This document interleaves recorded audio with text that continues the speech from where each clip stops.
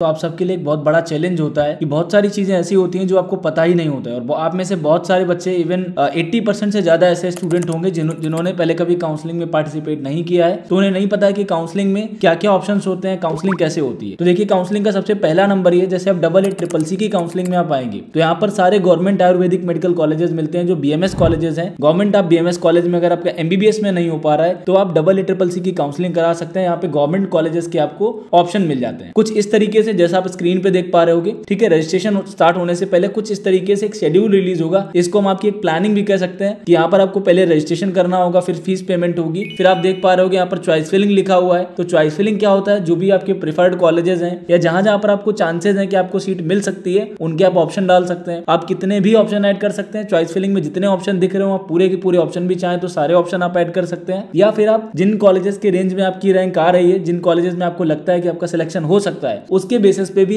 एक सही कॉलेज की चॉइस फिलिंग बना करके आप उसको यहाँ पर उन कॉलेजेस को भर सकते हैं। तो उसके लिए रजिस्ट्रेशन के बाद चॉइस फिलिंग होगा। चॉइस फिलिंग के बाद एक प्रोसेसिंग ऑफ सीट अलॉटमेंट के लिए आपकी आगे फॉरवर्ड की जाएगी ताकि आपको कौन सा कॉलेज मिल पा रहा है उसके लिए प्रोसेसिंग शुरू होगी। ठीक है, प्रोसेसिंग के बाद आपका पब्लिकेशन ऑफ रिजल्ट, फिर आपका एक रिजल्ट पब्लिश होगा जिसमें आपको एक एडमिशन लेटर मिलेगा या ये कंफर्म होगा कि आपकी रैंक के हिसाब से जो भी आपने अपनी चॉइस फिलिंग में कॉलेजेस भरे थे उन कॉलेजेस में से कौन सा कॉलेज आपको अलॉट होने वाला है या कौन सा कॉलेज आपको अलॉट हुआ है। तो उसके अकॉर्डिंग वो कॉलेज का आपको फाइनल कंफर्मेशन मिल जाएगा कि आपको एडमिशन कहां पर लेना है।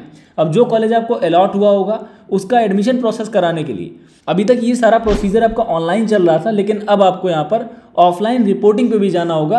तो यहाँ पर लास्ट जो आपका स्टेप है, पब्लिकेशन ऑफ रिजल्ट के बाद आप लास्ट वाला स्टेप देख पा रहे होगे, रिपोर्टिंग एट अलॉटेड इंस्टीट्यूट। जो भी आपको अलॉटमेंट में इंस्टीट्यूट मिला हुआ है उसके लिए आपको रिपोर्टिंग करने जाना होगा। इंस्टीट्यूट में आपको रिपोर्ट करना होगा, उनको बताना होगा कि मेरा अलॉटमेंट आपके कॉलेज में आया है। और जो भी उस कॉलेज के लेवल पे काफ़ी सारा प्रोसेस होता है, डॉक्यूमेंट्री लेवल पे काफ़ी वर्क होता है, तो वो वहाँ पे आपको कंप्लीट कराना होता है। तो इस तरीके से आपका कोई भी एडमिशन प्रोसेस, स्पेशली BMS में अगर आप AA-CCC में आने वाले हो तो ये आपका 2023 का एक डेमो काउंसलिंग शेड्यूल है। इसको मैंने सोचा अपना फाइनल शेड्यूल आने से पहले एक बार आपको दिखा दिया जाए ताकि आपके जो भी स्टूडेंट अभी नहीं जानते हैं उनको क्लियर हो जाए कि आगे आपकी काउंसलिंग में क्या क्या होने वाला है। तो ये कुछ आपके इंपॉर्टेंट स्टेप्स होंगे जो काउंसलिंग में आपको फॉलो करने होंगे।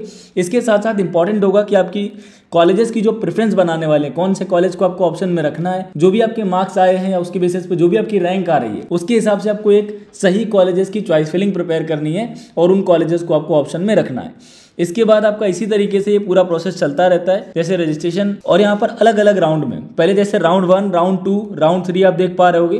फिर आपका एक स्टे वैकेंसी राउंड भी होता है। स्टे वैकेंसी की राउंड के बाद एक आपका स्पेशल स्टे वैकेंसी राउंड भी होता है। तो जैसा कि काउंसलिंग का जो प्रोसीजर होगा वो कई राउंड्स में होगा, तो यहाँ पर राउंड 1 का ही सारा प्रोसेस होगा। जो बच्चे राउंड 1 में पार्टिसिपेट बाय द वे अगर कोई नहीं कर पाता है, पहली चीज तो हर एक बच्चे को राउंड 1 में जरूर पार्टिसिपेट करना है। राउंड 1 में पार्टिसिपेट करना इसलिए सभी बच्चों के लिए कंपलसरी है क्योंकि ज्यादातर सीटें जब अगर आप राउंड 1 में बाई चांस कोई अच्छा कैंडिडेट है जिसके ऑलरेडी मार्क्स अच्छे हैं या अगर आपके कम मार्क्स भी हैं तो भी आपको राउंड 1 से ही पूरी अपनी काउंसलिंग करनी है।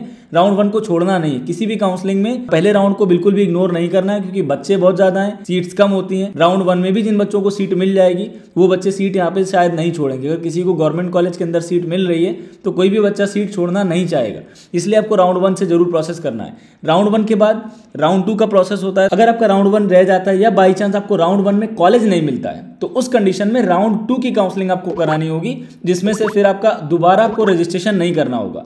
इसके बाद आपका राउंड 2 की जो प्रोसेस होगी उसकी डेट्स दी जाएंगी। सिमिलरली ऐसा ही कुछ आपका 2024 का पूरा एक काउंसलिंग शेड्यूल आएगा। तो राउंड 2 के बाद राउंड 3 होगा।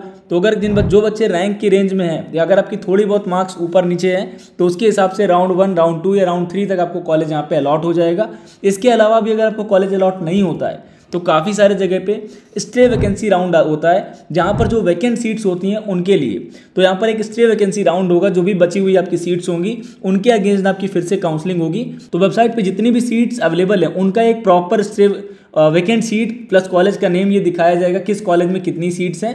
तो सभी कॉलेजेस AA-CCC बोर्ड को अपना डेटा सबमिट करेंगे कि हमारे यहाँ फाइनली कितने बच्चों ने एडमिशन ले लिया है और कितने बच्चों की सीट अभी हमारे पास अवेलेबल है।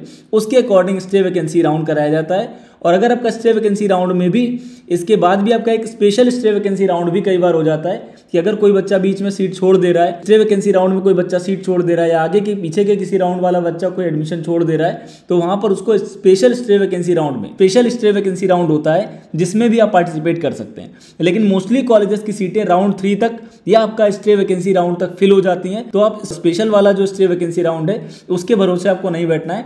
पैरेलली आपको अपने स्टेट लेवल की काउंसलिंग भी करानी है। आप जिस भी स्टेट से आते हो आप उस स्टेट की काउंसलिंग करा सकते हो। आप एमसीसी की काउंसलिंग में भी आप ट्राई कर सकते हो, वहां पर भी आपको बीडीएस और बीएससी नर्सिंग के ऑप्शंस मिल पा रहे होंगे। तो ऐसे इस तरीके से आप अपने कॉलेजेस की प्लानिंग कर सकते हो और काउंसलिंग का आपका इस तरीके से प्रोसेस होता है। तो आपको जरूर ऐसे इंपॉर्टेंट वीडियोस के लिए चैनल को आप जरूर सब्सक्राइब करें, दोस्तों के साथ में शेयर बिल्कुल करें और किसी भी तरीके की डाउट या इंक्वायरी के लिए दिए गए हेल्पलाइन नंबर्स पे कॉल कर सकते हैं। हमारी अल्फा हेल्पलाइन टीम को आप कॉन्टैक्ट कर सकते हैं। Thank you so much, keep watching, stay connected.